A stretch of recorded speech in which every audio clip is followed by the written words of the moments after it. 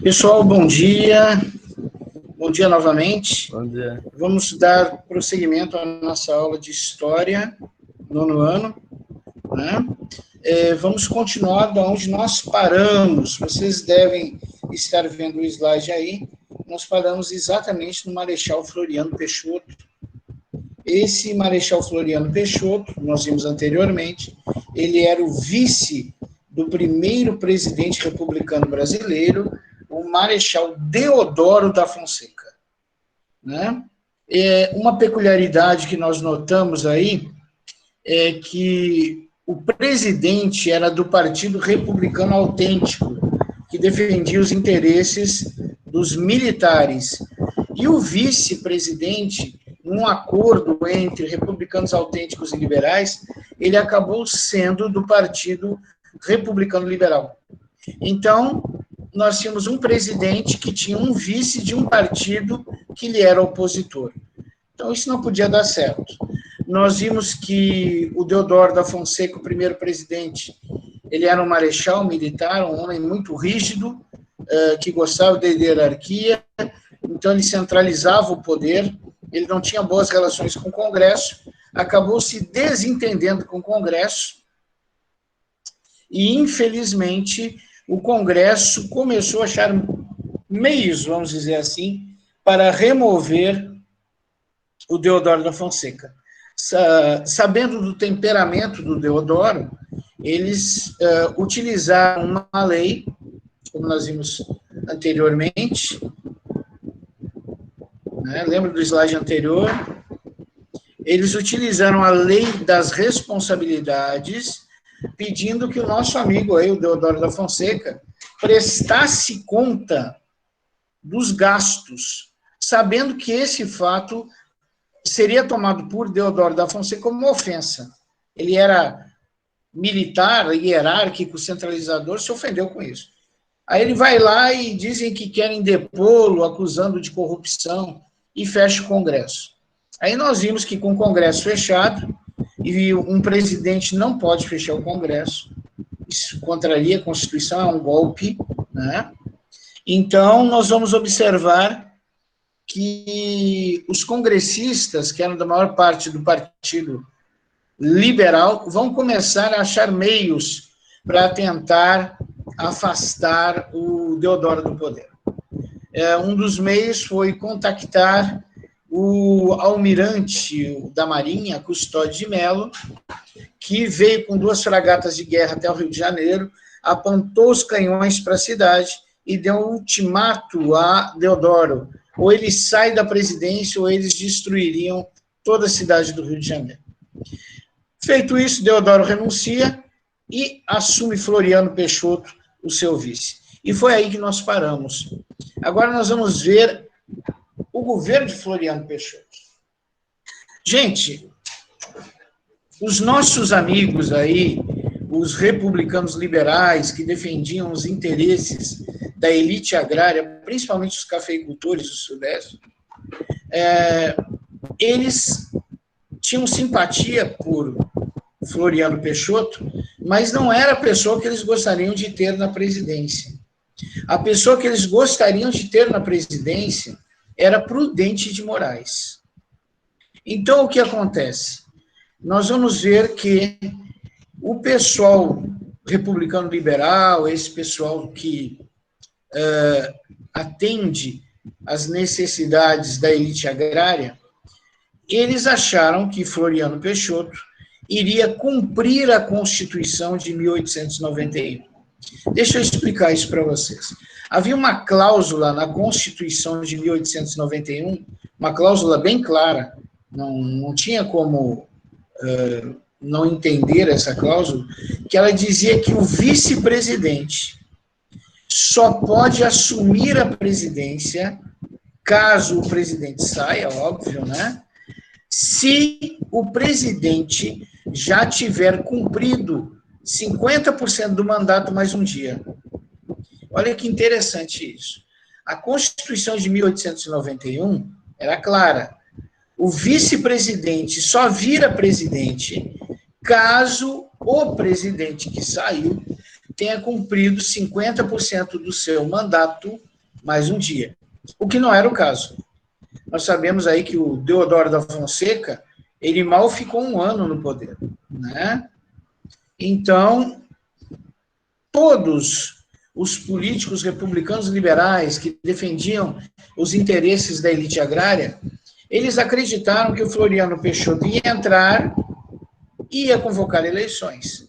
Daí eles indicariam Prudente Moraes, e Prudente Moraes, que era realmente quem os republicanos liberais queriam na presidência, assumiria o poder.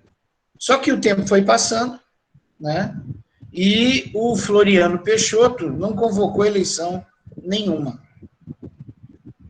E aí os nossos amigos aí, os republicanos liberais, que até então tinham até uma boa relação com o Floriano Peixoto, foram lá perguntar a ele, os políticos, né, os republicanos liberais, Floriano, quando é que tu vai convocar eleições? E Floriano foi claro, disse nunca, que ele ia encerrar o mandato de Deodoro da Fonseca, contrariando a Constituição de 1891. Pessoal, Floriano Peixoto era militar, mas não era muito bom de cumprir a Constituição. Ele queria permanecer no poder, apesar de sua presença estar contrariando a Constituição. Então, isso deixou os nossos amigos aí, os republicanos liberais, doidos, porque eles queriam mesmo, era Prudente de Moraes no poder. Então, nós vamos ver, a partir de agora, todas as tentativas que os nossos amigos aí, os republicanos liberais, fizeram para destituir Floriano Peixoto. Mas antes disso, gente, o Floriano Peixoto, quando começou o governo dele, ele tomou até umas medidas chamadas populares, o que era muito estranho para um militar. Um presidente militar tomando medidas populares é uma coisa meio difícil, pode até acontecer, mas é um pouquinho difícil. Então, a primeira coisa que ele vai fazer é reduzir o preço dos aluguéis no Rio de Janeiro. Então, havia uma taxa de correção do preço dos aluguéis, ele reduziu essa taxa. Agradou o povo. Outra coisa que ele fez, ele reduziu o imposto sobre a carne. Agradou o povo de novo. E, numa tentativa de valorizar a indústria nacional, o Floriano Peixoto ele vai sobretaxar os produtos importados, tornando os produtos importados mais caros que os produtos nacionais. Dessa forma, o consumidor, por uma questão de poder aquisitivo e bolso, vai acabar adquirindo um produto mais barato, que será o nacional. Então, foi a maneira que o Floriano Peixoto encontrou de apoiar a indústria nacional, né? Então, essa foi a maneira que ele encontrou de apoiar a indústria nacional, aumentando o preço dos produtos importados, veja só, para que os produtos nacionais ficassem mais baratos. E aí vem mais um probleminha que fez o pessoal da elite agrária pegar ódio do Floriano Peixoto, principalmente os cafeicultores. Boa parte da produção do café brasileiro acabava na Inglaterra. A Inglaterra era um dos nossos maiores importadores de café, né? Quando o Floriano Peixoto aumentou o preço dos produtos importados, o imposto, né, sobre os produtos importados, e, consequentemente, aumentou o preço desses, o pessoal da Inglaterra não gostou e deu troco, aumentou o preço do imposto sobre o café brasileiro. Isso trouxe um prejuízo imenso para os cafeicultores. E os cafeicultores e a elite agrária brasileira não gostam de perder, eles estão acostumados a ganhar sempre, né? A elite agrária brasileira não perde, eles ganham sempre, tem que ganhar. Imagina um presidente que nem devia estar na presidência, porque está contrariando a Constituição. Imagina esse presidente agora tomando medidas populares, e uma dessas medidas trouxe, de sobremaneira, prejuízos aos nossos amigos aí, os cafeicultores. O nosso amigo Floriano Peixoto também, além de todas essas benesses aí populares, ele apoiou a urbanização, ele fez uma lei que tentava o controle do lucro dos bancos, porque ele achava um absurdo o lucro que os banqueiros tinham, era, como ele dizia, era algo imoral, o lucro que os banqueiros tinham sobre os correntistas, sobre os seus usuários, sobre o país em geral. Ele tentou, né, controlar a especulação financeira, ele trouxe de volta o Congresso Nacional, né, o outro tinha fechado, ele reabriu, e ele fez várias coisas boas, o Floriano Peixoto, no início do seu governo, e isso fez com que ele conseguisse o que o Deodoro não tinha conseguido, ele conseguiu a simpatia da população. Então, os nossos amigos, os republicanos liberais, que defendem o interesse da elite agrária, principalmente dos cafeicultores, eles começaram a ver que não seria tão fácil tirar Floriano Peixoto do poder, porque esse, além de ter feito essas medidas populares, com elas havia conseguido o apoio da população. E é difícil tu tirar um presidente que tem apoio da população. Então, começaram as artimanhas contra Floriano Peixoto para tentar retirá-lo. Novamente, para tentar retirar Floriano Peixoto do poder, grupos de parlamentares republicanos liberais usaram aquela lei fiscal que regula os gastos do presidente contra Floriano, tentando criar artificialmente uma situação em que Floriano fosse corrupto ou estivesse praticando a corrupção. Então, o que acontece é que Floriano reage, né?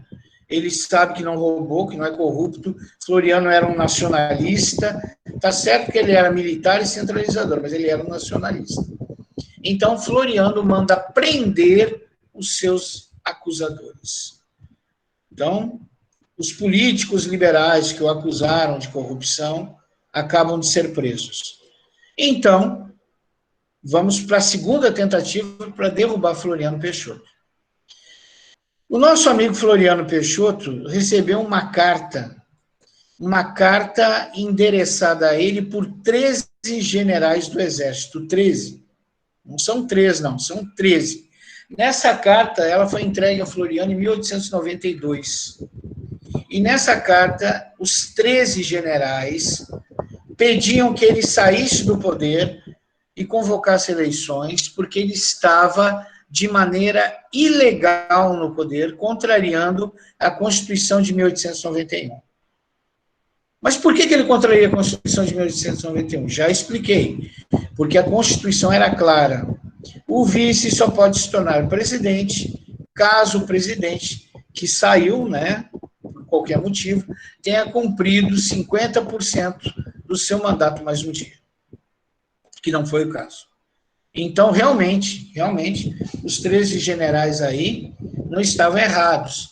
Essa carta enviada para os 13 generais a Floriano Peixoto ficou conhecida historicamente como Manifesto dos 13 generais.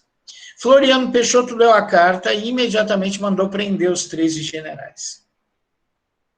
A gente pode ver que nisso Floriano Peixoto é melhor que Deodoro, ele reage bem rápido. Então, já mandou prender os políticos do Partido Liberal que havia insinuado que ele era corrupto, e agora manda prender os 13 generais que tiveram a ousadia de lhe mandar essa carta. Pior que os 13 generais não estão errados, não. Ele está descumprindo a Constituição. Mas vamos adiante. O pessoal do Partido Republicano Liberal não desistiu, não. Eles foram atrás de novo, né? Daquele cidadão, lembra aquele cidadão que levou as 2 fragatas lá para a Baía de Guanabara, apontou para o Rio de Janeiro e disse que ia destruir a cidade caso o Deodoro não renunciasse? Pois bem, os nossos amigos, aí, os republicanos liberais, foram atrás dele. Quando chegaram lá, descobriram que ele estava preso por ordem de Floriano Peixoto. Quer dizer, Floriano Peixoto é rápido mesmo. Antes da galera aí, dos republicanos liberais, usarem o Custódio de Mello de novo, né, para fazer aquele ato terrorista e destituir o presidente, Floriano foi lá e prendeu o Custódio de Mello. Aí os nossos amigos, os republicanos liberais, já não sabiam mais o que fazer. Tudo que eles tentam fazer, Floriano vai à frente e ordena a prisão daqueles que poderiam, quem sabe, retirar Floriano do poder, né? Então, nós vamos ver o seguinte, e aí nós vamos ver até que ponto chegou a elite agrária nesse período. Lá no Rio Grande do Sul, gente, havia um pequeno litígio entre dois grandes grupos políticos que pertenciam à elite lá no Rio Grande do Sul, os chamados estancieiros, donos de grandes latifúndios, donos de muito gado, muita terra. E havia o pessoal dos maragatos, tá? Que era representado por um lenço branco, todos eles usavam um lenço branco, e surgiu esses maragatos, eles estavam no governo do Rio Grande do Sul há muito tempo, né? Inclusive o maragato que estava lá mandando em tudo era Júlio de Castilhos nessa época, e os outros estanceiros que nunca conseguiam chegar ao poder, o outro grupo, ele começa a criar situações de violência contra o grupo dos maragatos que se encontravam no poder. Mas era uma coisa pequena, uma coisa localizada, uma coisa lá do Rio Grande do Sul, uma guerra, vamos dizer assim, entre os poderosos estanceiros do Rio Grande do Sul. Tinha nada a ver com o Brasil e não era uma coisa de grande monta. Pois bem, os nossos amigos da elite agrária procuraram o grupo de estanceiros rivais de Júlio de Castilhos e ofereceram para eles uma grande soma em dinheiro para que eles comprassem armas, recrutassem homens, para que assumissem, através da guerra, o controle do Rio Grande do Sul. Júlio de Castilhos, imediatamente vendo que o exército dos seus inimigos está crescendo, ele pede socorro, afinal ele é o governador, ele pede socorro ao presidente do país, Floriano Peixoto, que o atende de pronto. Pessoal, por que os republicanos liberais se meteram nessa guerrinha que havia entre estancieiros lá no Rio Grande do Sul? Eles fizeram isso porque eles sabem que uma guerra é algo muito dispendioso, muito caro, que pode falir um país, e eles criaram essa situação para que a economia brasileira se tornasse frágil devido a essa guerra, e para que toda a culpa parecesse, desculpe pelo parecesse, viu, tá errado, fosse parecer ser culpa de Floriano Peixoto. Então, eles estão transformando um litígio localizado entre ricos estanceiros no Rio Grande do Sul pelo poder em uma guerra civil só para desgastar o Floriano Peixoto. E realmente foi muito complicado isso, foi uma guerra que se estendeu, houve um desgaste sim do presidente Floriano Peixoto, mas mesmo assim ele se manteve no poder e cumpriu o seu mandato. Então, observa, gente, que no período conhecido como espadas, também conhecido como capa e espada, houveram dois presidentes.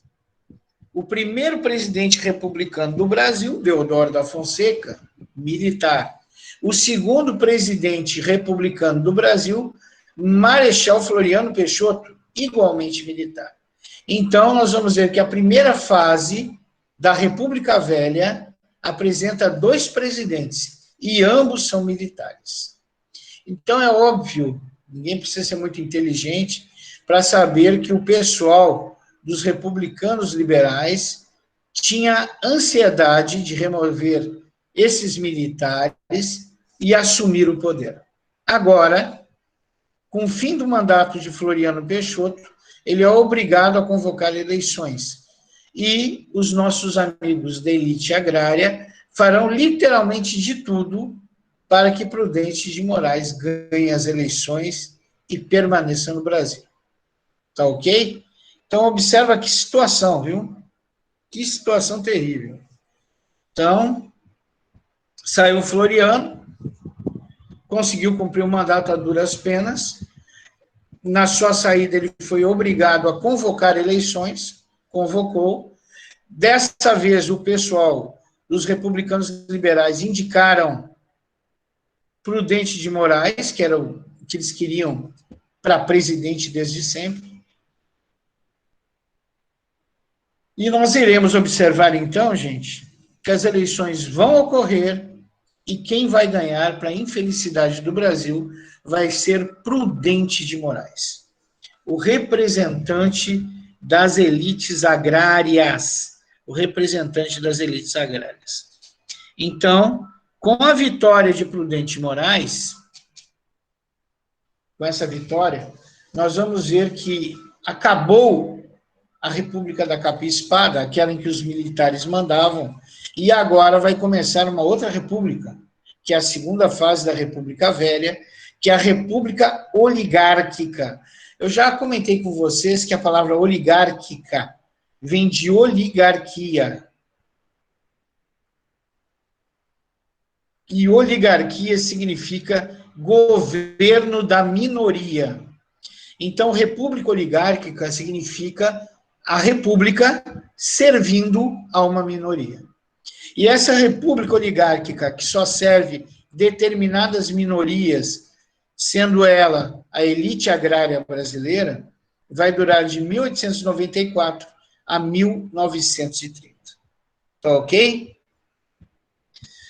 Vamos, então, continuar aqui e vamos começar a estudar a segunda fase da República Velha, conhecida como República Oligárquica. Tá? Bom, a gente precisa entender um pouquinho do Brasil dessa época, né? E precisa compreender até para poder entender a política da época.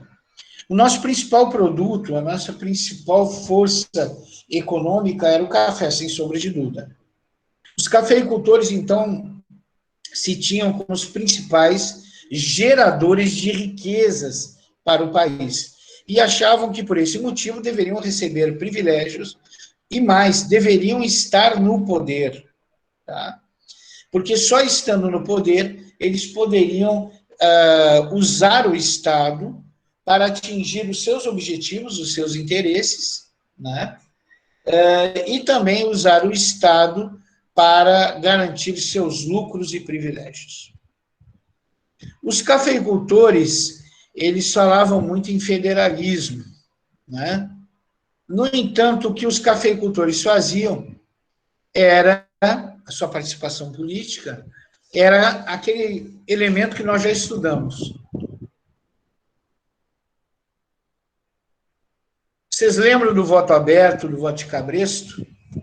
Pois bem, os nossos amigos cafeicultores, lá do interior de São Paulo, muitos deles conhecidos por coronéis, mas adiante eu vou explicar para vocês por que esses grandes estancieiros, grandes proprietários de terra, ficaram conhecidos como coronéis no Brasil todo, né? Então, mas a gente eu explico, não se preocupem. Esse pessoal aí que fazia voto de cabresto, que tinha curral eleitoral, o que é curral eleitoral?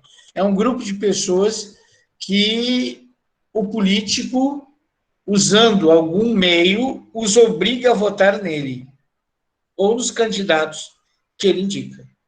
Então, os cafeicultores, eles queriam não só privilégios, mas eles queriam poder.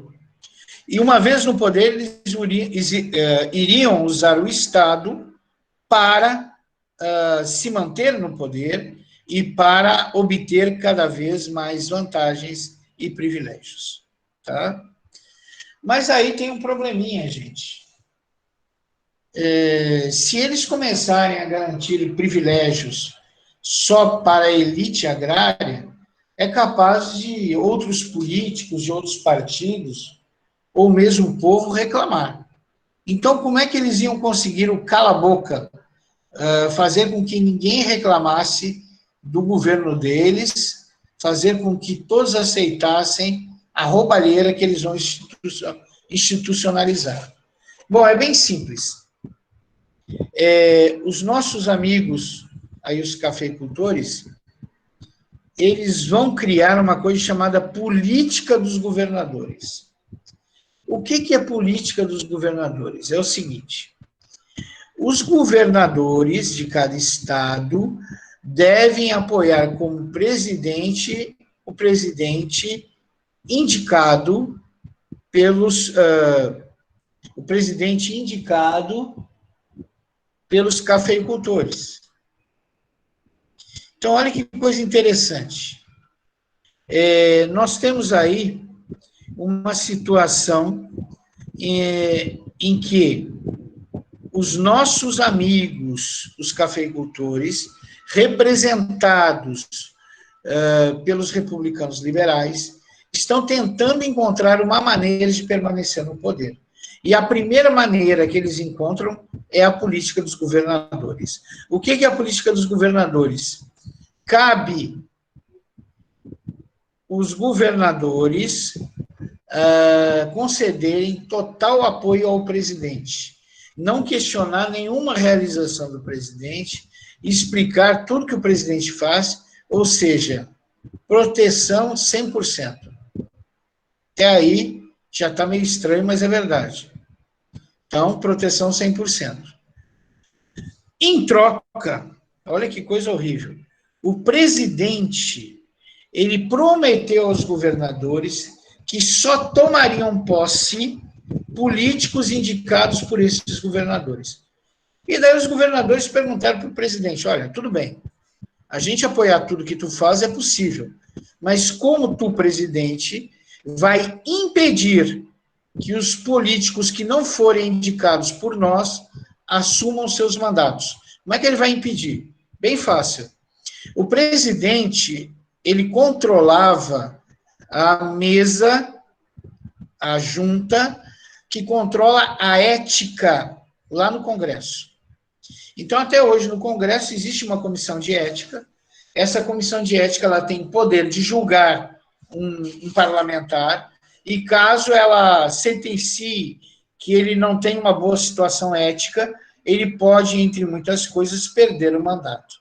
O que o nosso amigo aí está fazendo é o seguinte: ele está dizendo, pode botar a galera toda no voto de cabresto que não vai acontecer nada. Eu garanto. Se alguém vir aqui te multar, eu pago.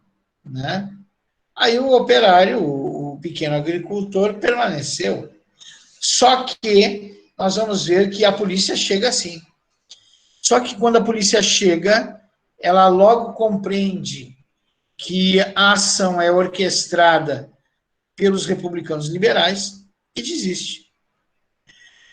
O que nós vamos ver, então, é que essa comissão de ética lá do Congresso, ela, cada vez que um político que não foi indicado pelos governadores ganha a eleição, imediatamente a comissão de ética se reúne e acusa esse político de corrupção. Sendo ele corrupto ou não, não interessa, isso é um detalhe. E impede que o político não indicado pelos governadores assuma o seu mandato. Olha que coisa impressionante. Olha o nível de corrupção que dá início à chamada república oligárquica. Primeiro, uma república que só beneficia uma minoria. Segundo, eles querem usar o Estado para se autobeneficiar, para garantir interesses, privilégios e se manter no poder. O jeito que eles estão encontrando para se manter no poder, a política dos governadores. Né?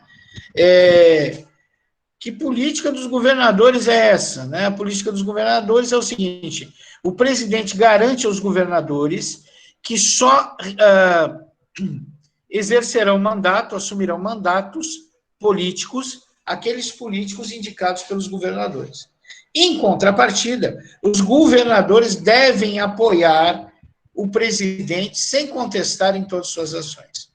Como o presidente impede que políticos rivais dos governadores assumam o poder? Bem simples. Ele usa a Comissão de Ética do Senado e do Congresso para atuar sobre esses políticos recém-eleitos e não permiti-los assumir o seu mandato com acusação de corrupção. Então, a primeira parte, nós estamos vendo aí dessa situação terrível, terrível mesmo, que está entrando o Brasil. Um governo chamado República Oligárquica, que só se interessa em proteger os interesses da elite agrária. O resto do país, o resto das classes sociais são entregues à própria sorte.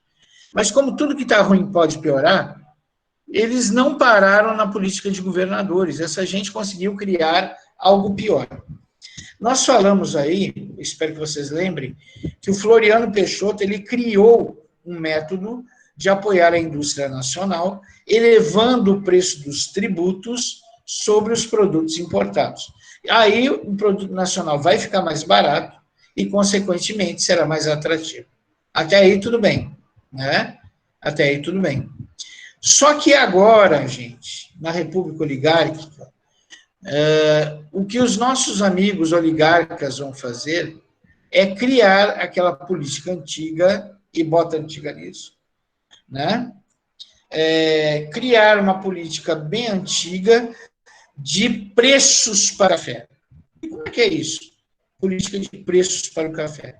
Essa política de preços para o café é o seguinte: cada vez que o preço do café estiver abaixo de preço de mercado, esse preço tem que ser atualizado.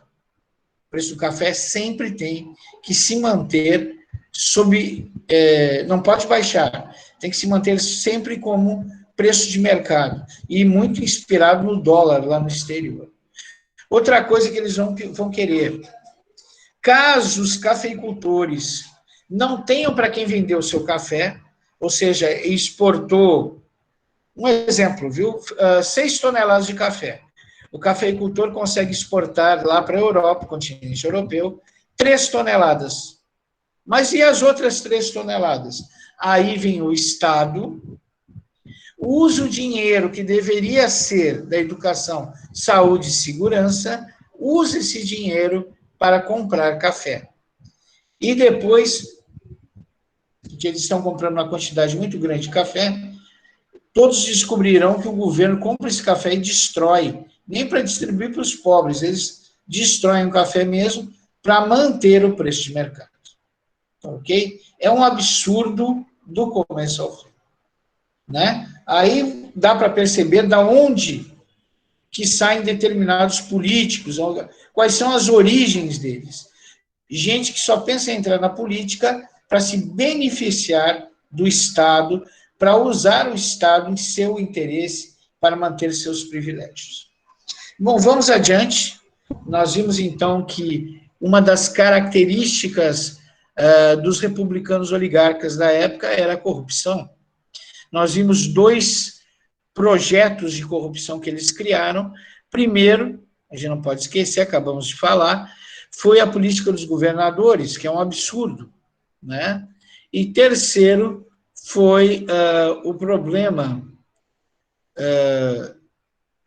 que havia na época também do preço do café. Que esse preço do café, os cafeicultores não queriam ter prejuízo, queriam manter o preço do café sempre estabilizado, como nós vimos. Então, eles criaram a tal política café com leite, onde o governo mantém o preço e compra todos os excedentes de produção dos cafeicultores para que eles não tenham nenhum prejuízo. Isso aí ficou conhecido como política do café com leite, né? A princípio, depois ganhou um outro nome. O nome que ganhou foi o Política de Valorização do Café. Olha que coisa. Então, nós temos a política dos governadores, que é um método ilegal de manter o presidente no poder, porque ele nunca vai ser contestado, quando ele sair, ele indica o sucessor e o sucessor ganha. E de manter sempre no Congresso e Senado apenas políticos que apoiam o presidente, indicados pelos governadores que entraram nesse negócio de política dos governadores. A política do café com leite, a princípio foi a política de valorização do café, depois trocou de nome, ficou política de valorização do café.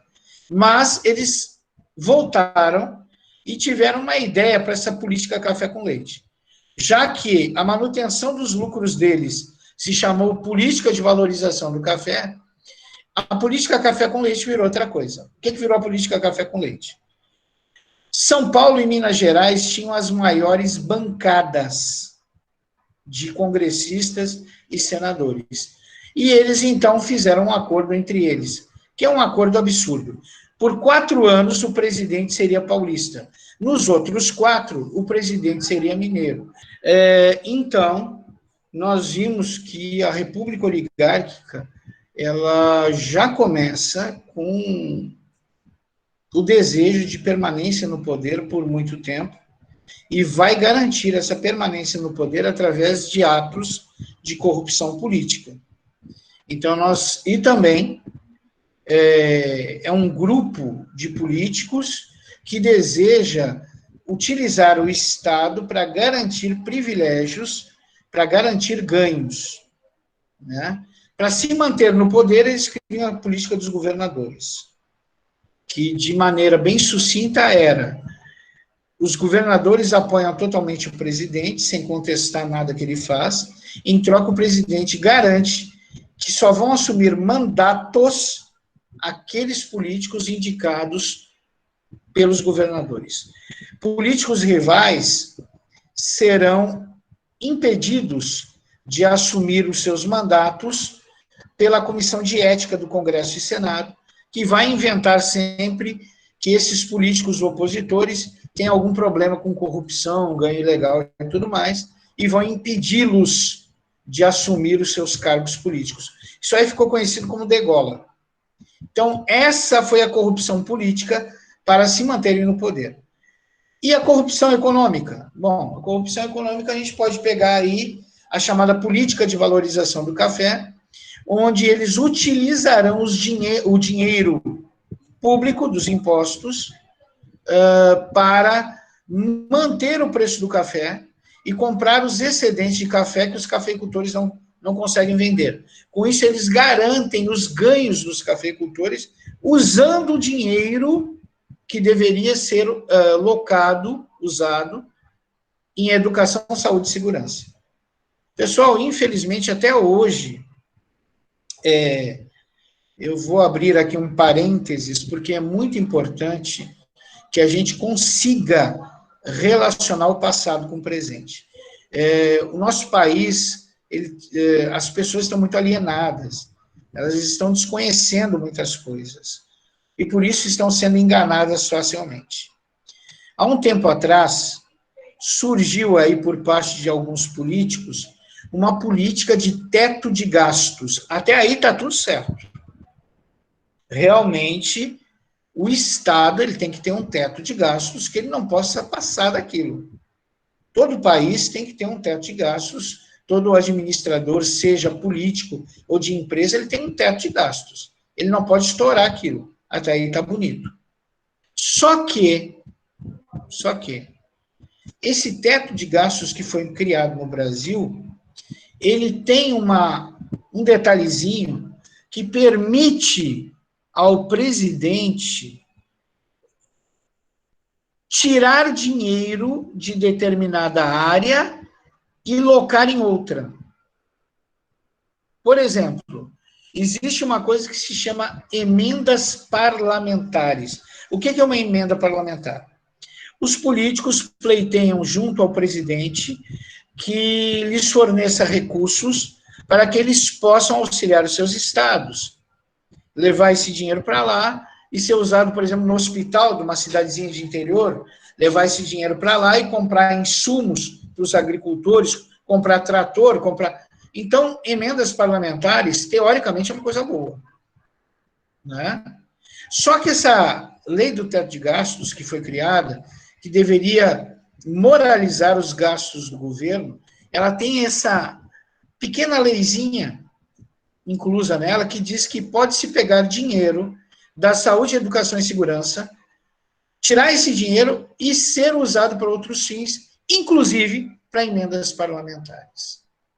Então, muitas vezes esse dinheiro é retirado de saúde, educação e segurança, por isso que o SUS, o heróico SUS, né, que salvou os brasileiros nesse momento de crise, ele sempre vive numa situação de penúria, porque ele é expoliado, os seus recursos são retirados, transferidos para outros fins. Mesma coisa com a educação, e mesma coisa com a segurança.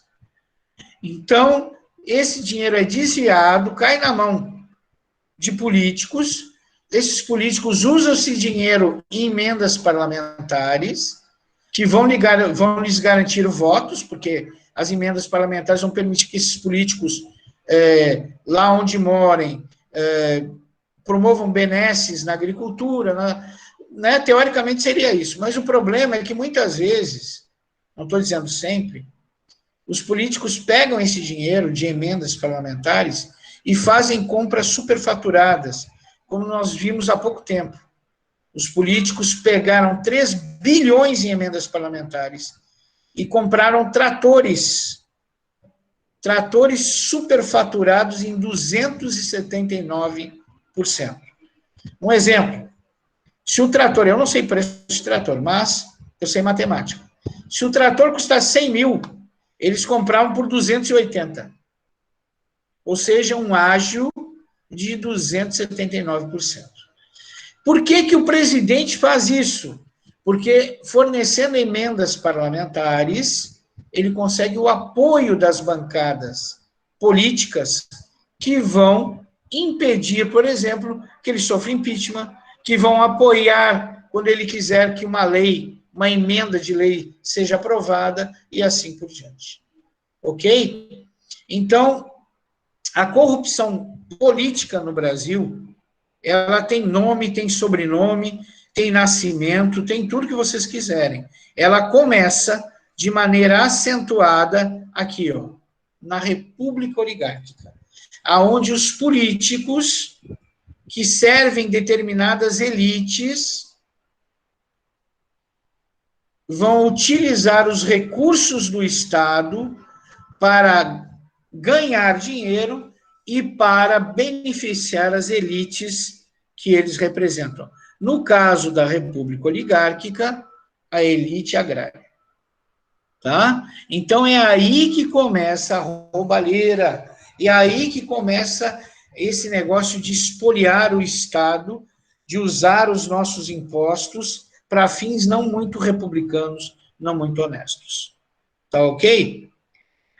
Gente,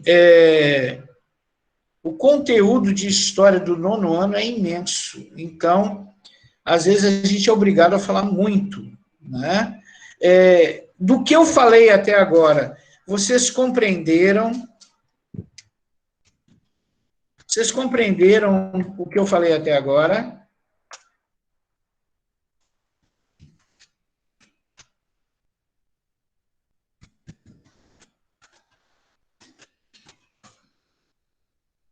Diga, Lourdes, eu sou todo ouvidos. Diga, meu anjo. Que bom. Pois não, pode falar, Lourdes.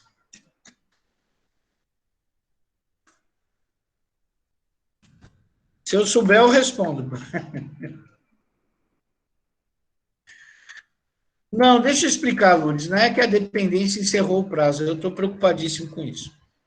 As dependências de matérias, elas são ligadas diretamente à Secretaria de Educação e ao Conselho de Educação do Estado. Porque dependência de matéria é uma coisa muito séria, né? Tu está dando uma segunda chance para a pessoa manter a sua vida acadêmica sem retroceder, né? O problema todo é que as escolas que possuem independência, elas seguem as normativas, e tem que seguir, da Secretaria de Educação e do Conselho, inclusive em relação a calendário. Esse ano, né, não, dependência de matéria para quem reprovou no ano passado. Né? O que acontece? Por exemplo, tu está no 9º ano, reprovou no 8º, tu pode fazer o 9º ano? Pode, desde que não seja um número muito acentuado de matérias, tu pode fazer dependência daquelas matérias do 8º e cursar o 9º. Fica mais complicado porque tu está fazendo paralelo, né, a dependência e também o 9º ano. Se ficou em 2 dependências, é isso que eu estava explicando. Como esse ano de 2021 se acreditava que voltariam às aulas presenciais, os nossos amigos aí da Secretaria de Educação e do Conselho fizeram um calendário para a dependência prevendo aulas presenciais e provas presenciais. Só que em março estourou de novo a pandemia, como no ano passado, e um novo calendário foi feito, tá? Um novo calendário foi feito dizendo, não, segure a dependência, mas em maio vão voltar as aulas presenciais e se começa a dependência. Só que vocês são testemunhas que, infelizmente, não voltou, não. Nós continuamos em ambiente virtual. Os únicos alunos que têm direito a aulas presenciais permitidas pelo governo é a 1ª e 2ª série do primário, que não é o caso de vocês. Então, de novo, se segurou o calendário da dependência, esperando uma decisão do Conselho e também da Secretaria de Educação. Como as dependências dos nossos alunos são muito poucas, eu acho que o aluno que tem mais dependência entre nós tem 3, e como cada matéria dessas fica 1 mês e meio só em dependência, por enquanto está tudo dentro do prazo, tem tempo sobrando. Nós estamos em maio, nós temos 7 meses pela frente ainda. Então, nós estamos no aguardo da liberação do calendário da dependência, para essa nova situação, que é virtual. Como é que vai ser? Vai ser como no ano passado, através de trabalhos, porque a Secretaria e o Conselho não quer mais aceitar dependência através de trabalhos escolares. Eles querem prova. Tudo bem, vai ser prova, vai ser aberta ou vai ser objetiva, ou vai ser mista. Como nós vamos avaliar os alunos? Tudo isso tem que vir deles. E eles ainda, devido a essa situação que o país se encontra, né, e vocês sabem disso, eles ainda não têm esses parâmetros. Mas não se preocupe que está dentro do prazo. Nós ainda temos 7 meses pela frente, que dá tempo de sobra para as dependências. Mas, infelizmente, essa é a questão, tá? Eu acho, mas a minha opinião não vale nada, quem manda são eles. Eu acho que seria melhor fazer como no ano passado. Né? Mas vamos ver o que vai acontecer. Eles tinham um prazo até o início de maio para tomar uma decisão. Nós já estamos no dia 12, né, hoje, e ainda não saiu esse novo calendário. Mas nós teremos uma reunião virtual com eles, Conselho e Secretaria, no dia 15 eu estou mentindo, no dia 19 do 5. E aí, provavelmente, eles nos darão um calendário e a gente vai poder dar início no sistema de dependência. Mas não se preocupe, está dentro do prazo, não passou prazo nenhum, dá para fazer tranquilamente com esses 7 meses que ainda nos restam, tá? Não se preocupe, fica tranquila, tá bom? Pessoal, desculpe aí, mas é importante esclarecer essas coisas para que o aluno não fique angustiado. Tadinha da Lourdes aí, preocupadíssima, achando que passou o prazo e tudo mais. Mas, infelizmente, as escolas obedecem órgãos superiores, e esses órgãos superiores é a Secretaria de Educação e o Conselho. Nenhuma escola faz o que quer, infelizmente não dá. Se um dono de escola começar a inventar o que quer por conta própria, ele vai acabar se prejudicando e prejudicando seus alunos, porque todos os atos serão ilegais, e tudo que ele fizer não vai valer. Então, infelizmente, a gente tem que esperar Conselho e Secretaria de Educação, tá? Bom, vamos voltar aqui à história. Desse pouquinho que eu expliquei da República Oligárquica, vocês compreenderam, gente? Eu sei que o 9º ano, veja, os 2 anos mais castigados em termos de conteúdo de história é o 9º e o 3º ano do ensino médio. Porque eles pegam toda a história contemporânea, né? Tanto do mundo como do país. Então, como é muito conteúdo, a gente é obrigado, às vezes, a falar um pouquinho demais. Mas, se vocês entenderam, eu fico satisfeito. Bom, gente, nós vimos aí que a tal República Oligárquica é a mãe e o pai da ideia de usar o Estado para se beneficiar. Ou seja, usar recursos públicos para garantir privilégios e para garantir riqueza. Né? Ao invés de usar os recursos públicos para o que eles devem ser destinados, que é educação, saúde, segurança, pagamento de funcionalismo e pensões, se utiliza isso com outros fins, vamos dizer assim. Né? E essa ideia de se locupletar do Estado, de meter a mão mesmo no dinheiro do povo, surgiu aqui, ó, República Oligárquica. É aqui que os políticos aprendem a meter a mão com vontade no dinheiro do povo, tá? E, infelizmente, o que começou se transformou em prática para alguns, né? E dura até hoje. Não para todos, mas para alguns. Bom, a gente já viu que a República Oligárquica é corrupta e quer se manter no poder de qualquer jeito, quer ter privilégio, quer ter vantagem. O primeiro presidente oligarca foi Prudente de Moraes, que vai governar de 1894 a 1898. Vamos ver um pouquinho do governo de Prudente de Moraes?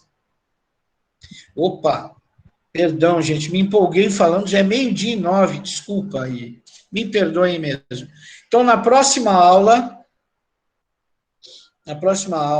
nós vamos falar sobre o governo de Prudente de Moraes, tá ok? Muito obrigado pela atenção de vocês.